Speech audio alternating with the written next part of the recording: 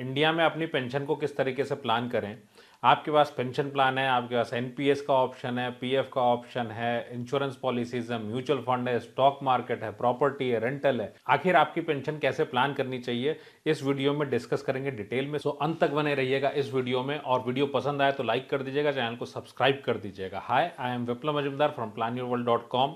Plan your world training academy private limited is a startup जो आपको बनाता है आपका अपना फाइनेंशियल प्लानर, और वो भी बिना फॉर्मूले के, जिसकी आप शुरुआत कर सकते 17 साल के एक्सपीरियंस के साथ में और 15,000 प्लस फैमिलीज के एक्सपीरियंस के साथ, कि आपको अपनी फाइनेंशियल प्लानिंग किस तरीके से करनी चाहिए, कौन कौन से इन्वेस्टमेंट्स गलत हैं आपके, क्योंकि सेविंग्स आप करते हैं बट इन्वेस्टमेंट्स 99% फैमिलीज के इन्वेस्टमेंट गलत होते हैं।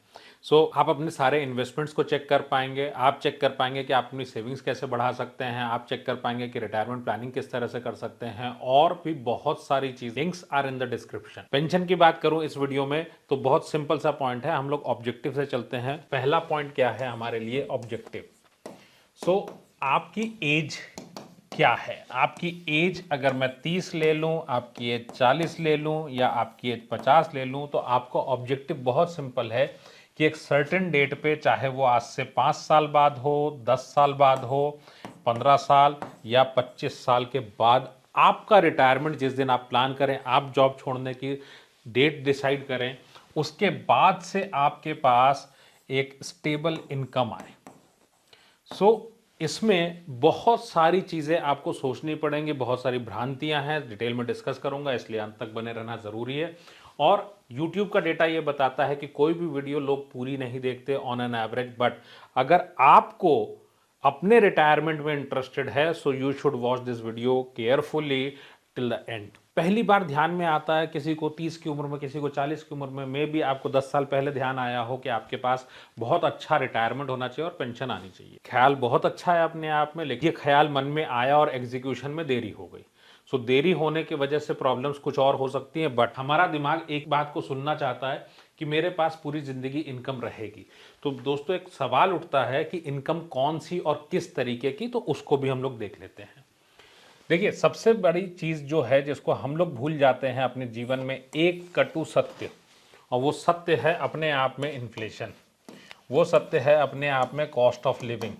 सो आपके जीवन में जो महंगाई है वो लगातार रहेगी, इसका किसी सरकार से कोई लेना देना नहीं है। अगर आप याद करिए, दादी नानी ने हमेशा से बोला कि 5 रुपये पसेरी आपको देसी घी मिलता था, आपके घर वालों ने, सभी ने देखा है, मेरे घर वाले हों, आपके घर वाले हों।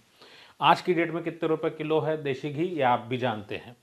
सो पॉइंट इज, दूध का प्राइस बढ़ता रहेगा। आपका एक लाइफ में जो भी आपका लाइफस्टाइल है, आपके घर का रहन सहन जो भी है, इस रहन सहन के साथ ही आपका खर्चा लगातार बढ़ता जाएगा। आप अगर कोई एक्स कंपनी का बिस्किट यूज़ करते हैं तो biscuit will be same, but आपका खर्चा बढ़ता जाएगा, और ये खर्चा हर 10 साल में डबल हो जाता है।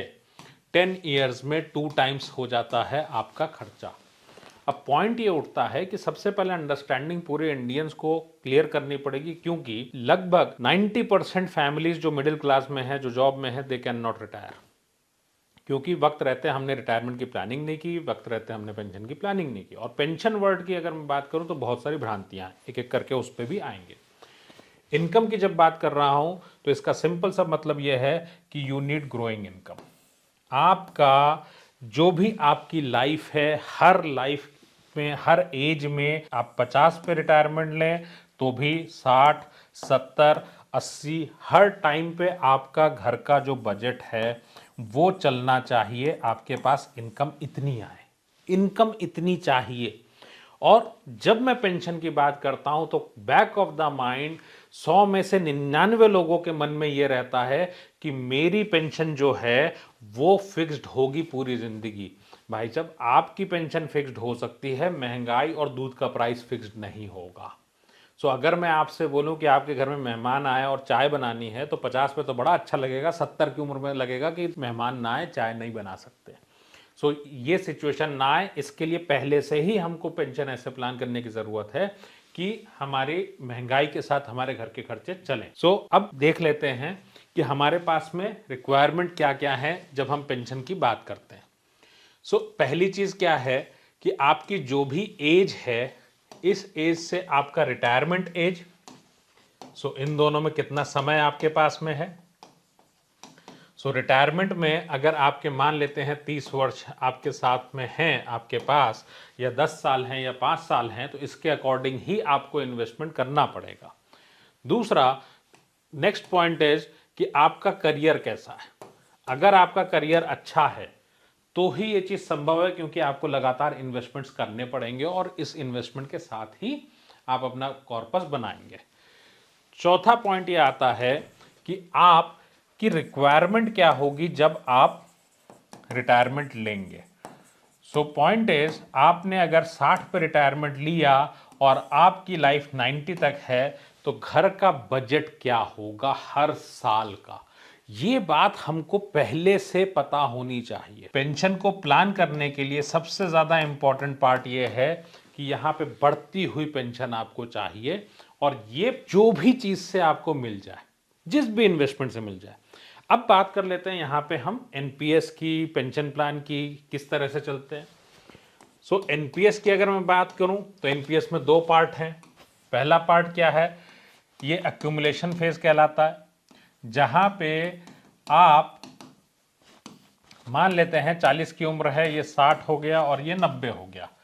सो एनपीएस आपको हेल्प करता है एक्यूमुलेशन फेज में, जहां पे आप इन्वेस्टमेंट कर रहे होते हैं और बाद में आपको मिलता है यहाँ पे पेंशन प्लान, इसको डिस्ट्रीब्यूशन फेज बोलते हैं, और ये पेंशन प्लान आपको इनकम देता है। फ्रेंड्स याद रखिएगा, यहाँ पे 40% पैसा आपका जो है वो पेंशन प्लान में जाएगा, and this makes it's a bad product. कारण जब मैं इन्वेस्टमेंट की बात करूं तो मेरे पास बहुत तरीके हैं अपनी इनकम को बढ़ाने का। हम आईटीआर से प्लान करेंगे, घर में जितने मेंबर्स हैं उनके हिसाब से प्लान करेंगे, हम फाइनेंशियल फ्रीडम प्लान करेंगे। हम वेल्थ पे क्यों जाएं भाई? फाइनेंशियली फ्री होने का क्या मतलब है? आपके घर में 20,000 रुपए की जरूरत है, 25,000 रुपए आपके घर में आते हैं, so you can plan your financial freedom. जब मैं पेंशन को प्लान करने जाता हूं ना, so it is one of the toughest job. क्यों? इतने पैसे ही नहीं बचते भाई। इंडिया में कोई भी सेविंग तो कम नहीं करता, हर परिवार अपने हिसाब से सेविंग करता है। 20,000 कमाने वाला भी सेविंग करता है, 1 लाख कमाने वाला भी सेविंग करता है अपने हिसाब से। बट प्रॉब्लम कहां आती है? गलत इन्वेस्टमेंट। जब गलत इन्वेस्टमेंट की बात करूं तो आप क्यों जाते हो एनपीएस के लिए बिना ये चेक किए कि क्या ये आपको सफिशिएंट पेंशन देगा? क्योंकि जब मैं पेंशन प्लान की बात करता हूं, it gives you a fixed income, इसमें ग्रोथ नहीं है। और ग्रोथ नहीं है का मतलब है कि कुछ ऐसा होना कि आपका बच्चा जॉब में जाता है और उसको ये बोल दिया जाए कि वो 21 साल की उम्र में जो जॉब करेगा 50 पे भी उतनी ही सैलरी मिलेगी। Would you allow him?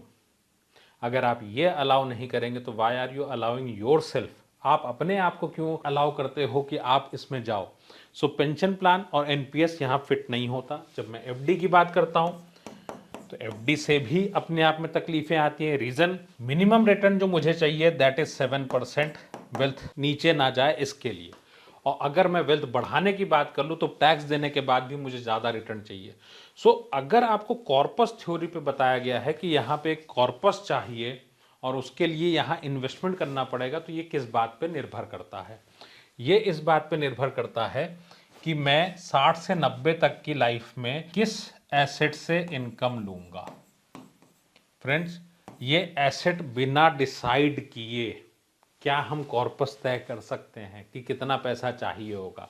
अगर आपने रेंटल लिया, अगर आपने पेंशन प्लान लिया, एफडी लिया, आपने एमआईएस लिया है, या फिर म्यूचुअल फंड का एसडब्ल्यूपी लिया है, देन आपकी अलग अलग इंस्ट्रूमेंट के साथ आपका कॉर्पस अलग अलग आएगा, और हर एज ग्रुप के लिए, हर इंसान के लिए ये अलग अलग होगा। That means it needs customized plan. Retirement में आपको पेंशन प्लानिंग की ज़रूरत है तो 2 तरह के लोग इंडिया में हैं। एक जो अपने लिए एकदम फिक्स्ड प्लान ढूंढते हैं कि भाई कुछ नहीं सुनना, मुझे तो एक ऐसा प्लान बता दो, सुनने में अभी ठीक लगे, 70 पे देख लेंगे जीवन में जो होगा। दूसरे जो लोग अपनी लाइफ पे कंट्रोल चाहते हैं, जो ये चाहते हैं कि भाई अभी से मुझे पहले से पता हो कि मेरे जीवन में क्या मिलेगा। अगर फाइनेंशियल फ्रीडम जल्दी मिल सकता है तो हम फाइनेंशियल फ्रीडम पे जाएं, क्योंकि करियर स्टेबल नहीं है। तो ये निर्णय आपको करना पड़ेगा कि आप क्या चाहते हैं। पेंशन प्लानिंग का जो सबसे अच्छा तरीका है वो है आप इनकम को प्लान कर लीजिए, और इनकम को अगर आप प्लान करते हैं तो बाकी चीजें अपने आप हो जाएंगी, और इस तरीके से आप 5 से 7 साल में भी रिटायर हो सकते हैं। क्यों? 40 का अगर मैं हूं तो मैं चाहूंगा 45 तक अपनी इनकम सोर्सेस प्लान कर लो। क्या ये आसान है? बिल्कुल नहीं। लेकिन अगर कोई अपना पैसा खुद मैनेज करता है तो इसको बहुत आसानी से किया जा सकता है, बट उसको properly rules of the game पता होने चाहिए। सो आप भी इस चीज को कर सकते हैं। वीडियो पसंद आई हो तो लाइक कर दीजिएगा, चैनल को सब्सक्राइब कर दीजिएगा, and plan your retirement on your own. आपको अपना रिटायरमेंट के लिए कस्टमाइज प्लान बनाने की जरूरत है। Links are in the description. Start planning your pension now.